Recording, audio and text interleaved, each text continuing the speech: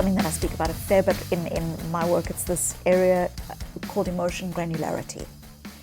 And it's this idea that very often when we're stuck in a difficult emotion, we use big labels to describe what we're feeling. We say, I'm stressed.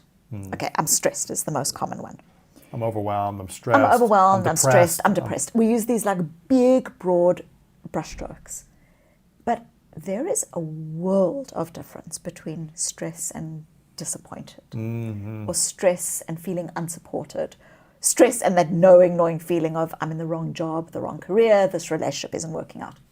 When you label something just as stress, your body and your psychology doesn't actually know what to do with it because it feels immobilizing. There's like such an enveloping that happens. So you ask the question of how do you start stepping into your power? And one of the ways you start stepping into your power is you want to start creating space between you and the emotion. Viktor Frankl, between stimulus and response, there is a space. How do you start creating the space? So you're not fused, you're stepping into. So one of the most profound ways we can do this is by developing skills of emotion granularity. So emotion granularity is basically that instead of having this broad brushstroke, I feel stressed, starting to ask yourself, what are two other options?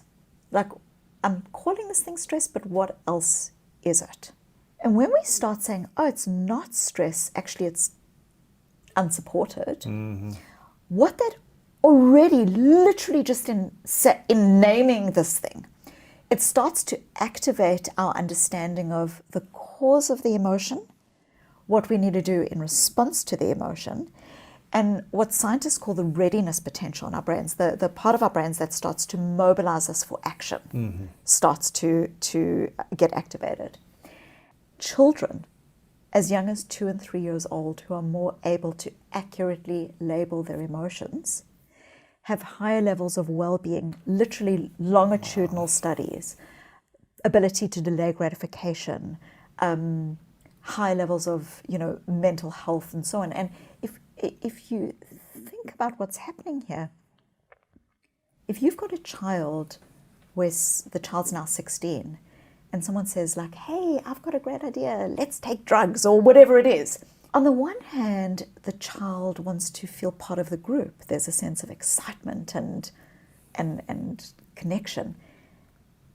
And then on the other, the child who has mastered at some level emotion granularity is able to connect with the disquiet and, gee, this doesn't connect with my values.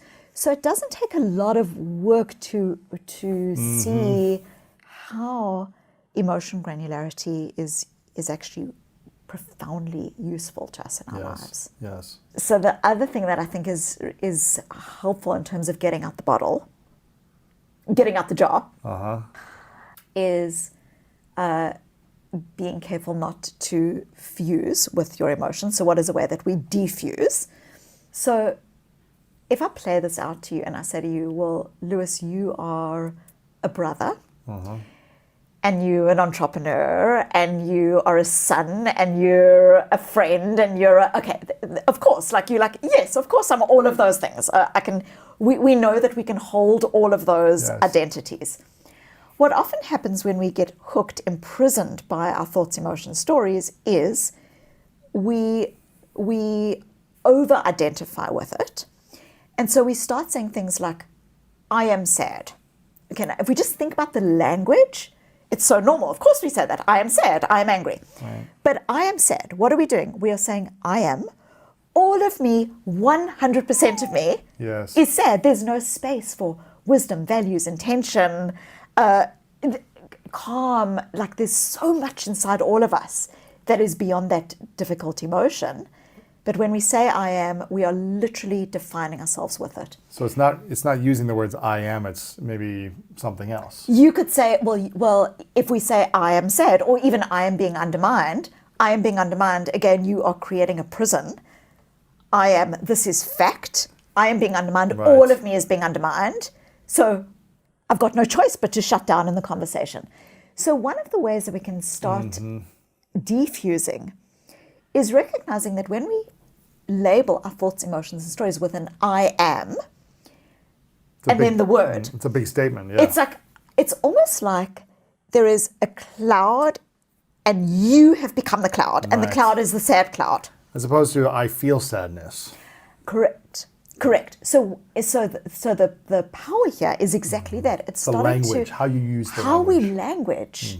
how we language matters. Words matter. Absolutely.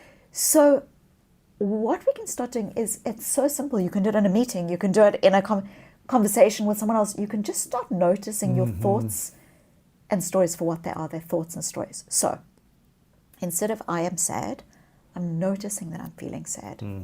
I'm being undermined. I'm noticing the thought that I'm being undermined.